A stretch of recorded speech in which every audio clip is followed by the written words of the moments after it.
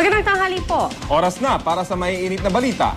Isang raid ang isinagawa ng mga operatiba ng Philippine Drug Enforcement Agency o PDEA sa tinagurian nilang Shabu Sari-Sari Store sa Barangay Rosario sa lungsod ng Pasig. Bago ang raid, nakuha ng spy camera ng PDEA ang umunay talamak na bentahan ng iligal na droga sa bahay ng mga suspect. Nakatakas ang primary target ng operasyon pero 3 kaanak niya ang arestado. Balitang hatid ni Jay Sabale. May mga nakaabang sa labas ng gate. May 2 tao namang kumukolekta ng pera habang sa bintana naman inilulusot ang binibili ng mga parokyano. Pero hindi ito sari-sari store kundi bilihan umano ng shabu.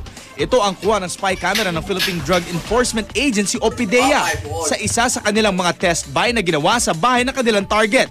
Talamak daw ang bentahan at mabilis ang palitan. Kaya naman kahapon, agad nagkasa ng operasyon ng ahensya sa umunay Shabu Sari-Sari Store na ito sa Pasig. Sa bisa ng search warrant, nilusob ng mga ahente ang bahay na pagmamay-ari umano ni Manuel Flores alias Aswang. Yan ang isa sa pinakamalaking pinagkukuhanan ng mga user dito sa proper na Rosario. Matindi raw ang pagkakandado sa gate kaya naman kailangan pa puwersahang buksan. Fully equipped yung yung door niya with all the locks as well as yung front door. Talagang nahirapan kami doon kasi fully fully concrete yun eh. That is intended talaga na para na hindi namin ma-easily breach. Dahil dito, nagkaroon daw ng pagkakataong makatakas ang primary target nilang si Flores. Hindi agad nabuksan yung gate nga. Pero natanaw pa nila na nandun sa loob ng bahay. Pagpasok nila, nakita na lumusot doon sa second floor.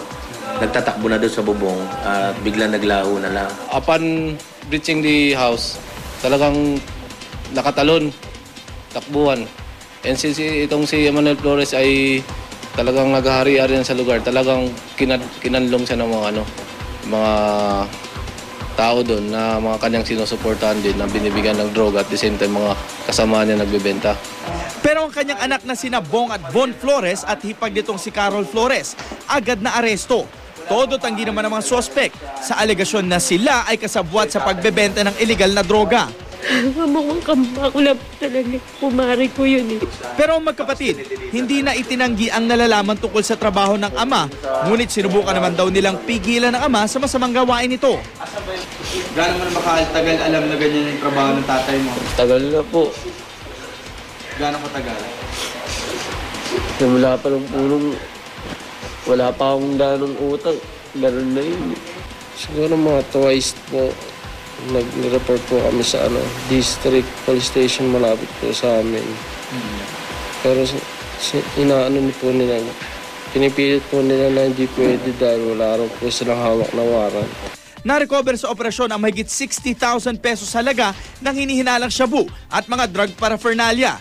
Naharap ngayon ng mga suspect sa reklamong possession of dangerous drugs, possession of drug paraphernalia at pag nagpositibo sa drug test, use of dangerous drugs. Daddy, konsensya ka naman. Kahit ngayon lang. Kasi ang tagal na namin tiniis to. Sana tumulong ka naman sa amin kahit ngayon lang. Jay Sabale, GMA News.